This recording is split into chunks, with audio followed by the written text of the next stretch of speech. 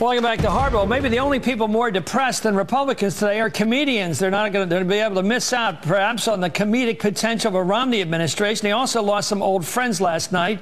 Todd Akin, of course, Alan West, Joe Walsh. Well, Bill Maher warned us about the risk last week. Let's take a look. So that's it. That's the election. It is your choice, America, because for me, it is a win-win. If it's Obama, America wins. And if it's Romney, comedy wins. Well, last night, America won. Comedy lost, you might say. Bill Maher is the host of Real Time, an amazing television show with Bill Maher on HBO. So, Bill, Karl Rove, I think, has offered some material. Is he the Baghdad Bob of the 2012 election, the last guy to admit something's new and something bad is happening? It was a little Hitler's bunker, wasn't it? I really wanted to rush in with a cyanide capsule there. I thought I was going to say, I do not want to live in a world without National Socialism. Okay, Mrs. Goebbels. But, you know, I think that gets to a bigger point there, Chris, which is that Republicans have to start getting their information from a better source than Fox News. I'm not kidding about this. I think this really screws them up. You know, all year long, we have had this segment on our program called Dispatches from the Bubble. Yeah. We actually had a bubble made, and we put a Republican in it.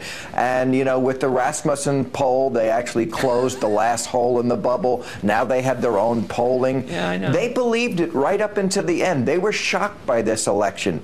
They have to somehow fix the way they get information, because they only talk to each other and they don't know what's going on in the real world. And they were rudely awakened last night. What do you think it was like to be in that bubble with Mitt Romney in that time after it really, I called it the knockout in like the 6th round. All of a sudden, mid-evening East Coast time last night, it just started to go in that direction, the Democratic direction, just so powerfully. What do you think they were telling him when he's running around saying, this isn't supposed to happen? You guys told me I was winning this thing. I mean, I think they were still saying, yes, mein Führer, you have 12 divisions on the Eastern Front.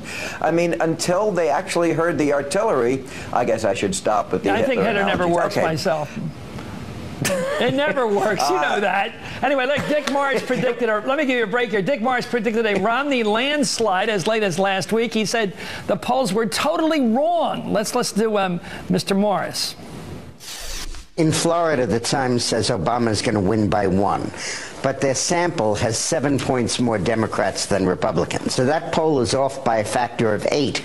So instead of Obama winning by 1, Romney would win Florida by 7. In Virginia, they have Obama winning by 2. But they have 8 points more Democrats than Republicans, and historically, there's 1 point more Republican than Democrat. That's off by a factor of 9. Romney wins Virginia by 7. So you are standing by your prediction of a Romney landslide? Absolutely. Romney will win this election by 5 to 10 points in the popular vote and will carry more than 300 electoral votes. Well, that didn't want to happen. You know, I just wonder about the way people use jargon to establish their preeminence. Have you noticed he says not by 8 points, but by a factor of 8 and a factor of 9? Is that supposed to give you some sense that this guy has a different kind of whatever, I don't know, slide rule he's using? What is this anyway? Your thoughts on Mr. Morris? I mean, last night was a victory for pot, for gay marriage, and for math. You know, these people have denied facts and math. I mean, one of the big arguments that they put forward for not doing anything about health care was, why are we messing around with the greatest healthcare system in the world? I don't know, maybe because the UN ranks at 37. You know, outside of the bubble, there are facts. I know they're not in the Bible, but can't we use them sometimes? I mean, I think this is what it's going to have to come down to. And, you know, when Obama made that point in his victory speech last night about the little girl with leukemia, yeah, I thought, you know, yeah, I wish he'd said that during the campaign. It really comes down to that. One party in this country says, we are going to work backwards from the premise that little girls don't die from leukemia if we can all prevent it.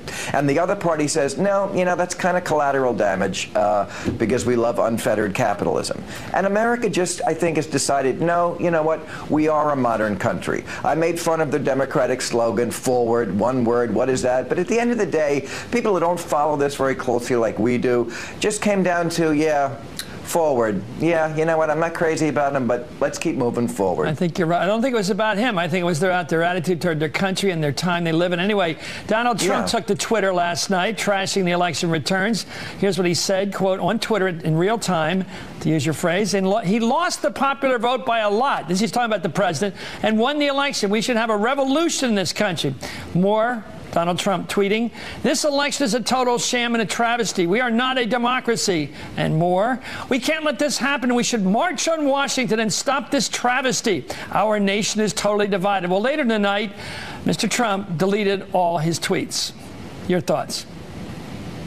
I mean, it doesn't deserve thoughts, because these aren't thoughts. I mean, as soon as Obamacare really kicks in, they really need to get this man to a hospital. I mean, there is something going on here. I think it's that bovine thing. I don't know if mad cow. I don't know what you want to call it, but the people in Atlanta do some amazing things with neurological workups. He needs one. This guy only 2 years ago was like apolitical. Right? I didn't even know what party he was. I don't know if he knew what party he was. Now he wants to march on Washington. This is so it's not democracy when your candidate loses? This guy is just a clown. I mean, I can't believe NBC is going to stand by this guy. Well, I hear he's still looking for the college records of the president, because he thinks that somewhere in the transcript will be information on him being a foreign student. He's still on this trail. Anyway, let's take a look at some of the real, well, let's say colorful factors here. People, Joe Walsh and Allen West are gone as of last night. Murdoch and Aiken are not going to get back in there. They're gone. Here's what you tweeted, Bill, last night about somebody else we know well, and I think we helped create it around here. I'm pulling for Michelle Bachmann in Minnesota. Can't lose all the punchlines in one night. Michelle Bachmann has staying power, we must admit. Well, she won like by 500 votes, but yeah, I mean, it's very hard to unseat any incumbents. That's one of the problems we have in this country, is that people are always complaining about Congress and they hate it and they give it a 9% approval rating and then they vote the same people back in every time. So you spent $1 million backing, you spent $1 million, Bill, which I'd never imagined giving to anybody or anything like it. You gave $1 million to the Obama effort, Obama Super PAC, and these guys on the other side, the Koch brothers, Charles and David, they gave a couple hundred, I think, million. And then you've got Sheldon Adelson gave, God, how many much he's given. Right. Of course, he makes it every hour from the casinos in Macau. But this money, you know what I liked about the election? No evidence whatever that TV advertisement had anything to do with the results. The people don't pick their presidents from 30-second TV ads. I don't think. Well, we don't know that. I mean, what was important about, I thought, giving to Obama and giving it early was defining Mitt Romney back then in February and March and April and letting people know who he was, especially in those swing states. And another thing I tweeted last night was, since we have sort of made these 10 swing states the deciders in this election, since they're the Simon Cowells here who decide who wins the singing contest, since Obama basically ran the table in the swing states, shouldn't that be considered a mandate, Chris? I'm asking you, Chris. Yes. Yes, it should. Okay. Let me ask you about some of these surprises. And it's almost like your audience got to vote last night, as if your view of the world was out there triumphantly. Maine and Maryland, first states really, and perhaps Washington will turn out, Washington State, will have actually voted for pro-gay, for same-sex marriages. Right. It won't be the courts. It will be the people out there going into the voting booths. You've also got the marijuana thing developing. I always wonder about what people are going to do, and it says you can only have enough for, what, one person if you're stopped by a policeman, and what happens if 4 or 5 people are in the car? Do they divide it up quickly? Or I don't know how do you enforce some of this stuff, but I don't want to be taken lightly. But these two laws are going to be kind of frisky to enforce, I would think. Your thoughts? Well, I can certainly answer your questions about one person and how you divide it up, but that's for another day, Chris. Okay. As far as the laws themselves, I mean, fantastic. I went out and celebrated last night. This is really America moving forward, and what I find so ironic is that the people who hate this, the Tea Party people who want to restore America and have the country go backward, they're always the liberty people. They're always talking about liberty and don't tread on me. This is liberty. Liberty is deciding what I put in my body, how I want to get high, who I want to marry, who I want to be with. This is actual liberty. They just don't get it. You mean freedom you can feel? freedom, actual freedom. That's yes. what I know.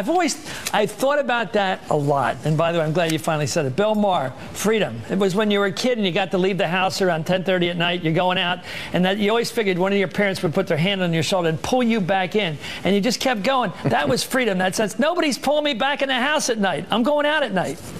That was my version of reality. Anyway, thank you, Bill Maher. You're the best. I love being on your show. Up next, some of the other big winners of the night. We're going to talk to Senator-elect Joe Donnelly from Indiana, Notre Dame guy who defeated Richard Murdoch. By the way, another win for Notre Dame this year. Him, Donnelly. And anyway, this is Hardball, Place for Politics.